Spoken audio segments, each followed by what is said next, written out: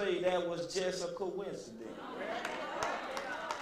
But when it comes to the power of the Lord, there's no coincidence. Now, I was coming home again that following week, and the Lord told me to go by and speak with the pastor.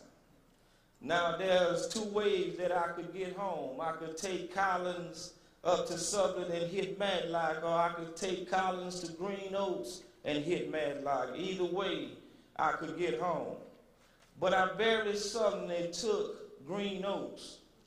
But since the Lord has told me to go by and talk with my pastor, I turned on to Green Oaks. And when I turned on the Green Oaks, I began to pray, saying, Lord, please, don't let that navigator be sitting out there.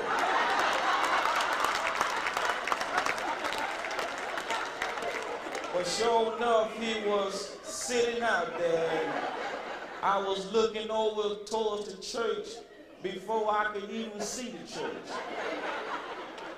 And when I looked around, the traffic had come to a complete stop. And I jammed on brakes, missing the car in front of me by just inches.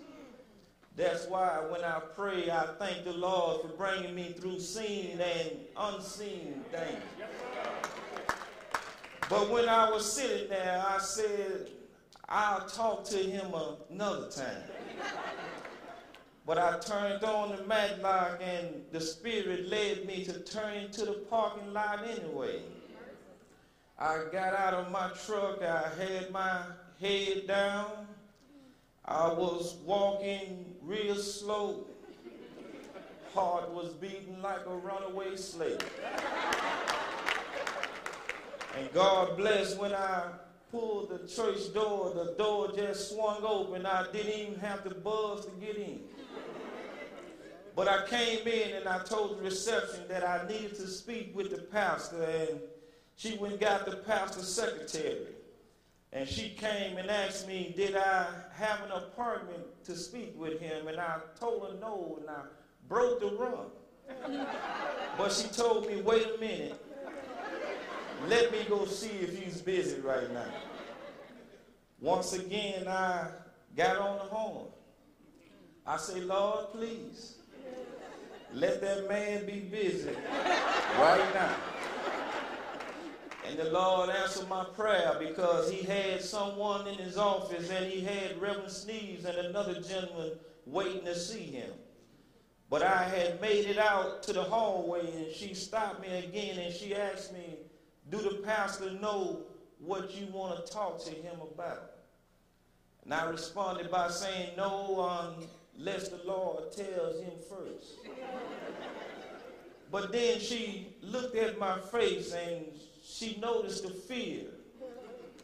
And then she asked me, she said, are you depressed or anything? Because if you are, I could run and go get the pastor for you right quick. But I told her, I said, no, ma'am, you don't have to worry about me killing myself. I have work for the Lord to do. But I got home, and my wife came home, and she gave me a book called God Promises for Your Every Need.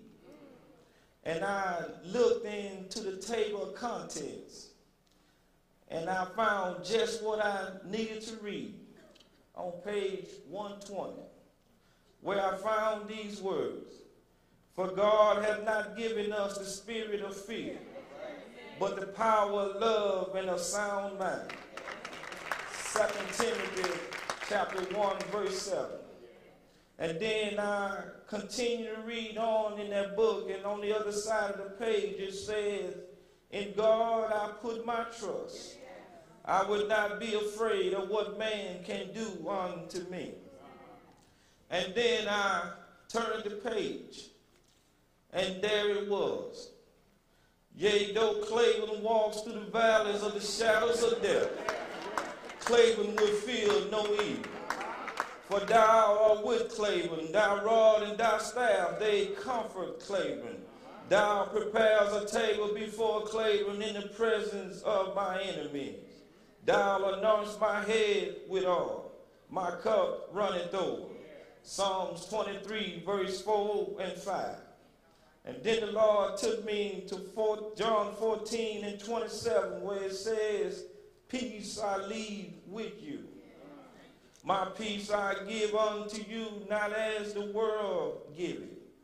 Give I unto you, let not your heart be troubled, neither let it be afraid. Then the Lord took me to John 15 and 18, where he says, I would not leave you comfortless, that I will come to you. Now, regardless of all the excuses that I made of why I shouldn't and couldn't do what the Lord has caused me to do, he showed me that he would never leave me, neither would he forsaken me.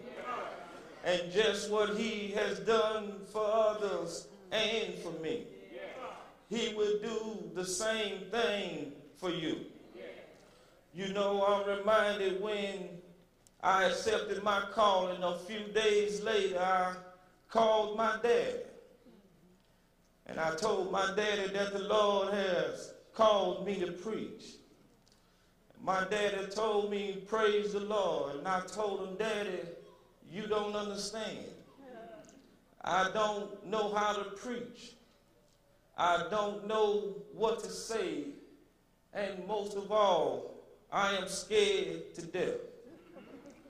But my daddy told me just to pray and let the Lord have his way. And I'm so glad that he's here tonight, so I can tell him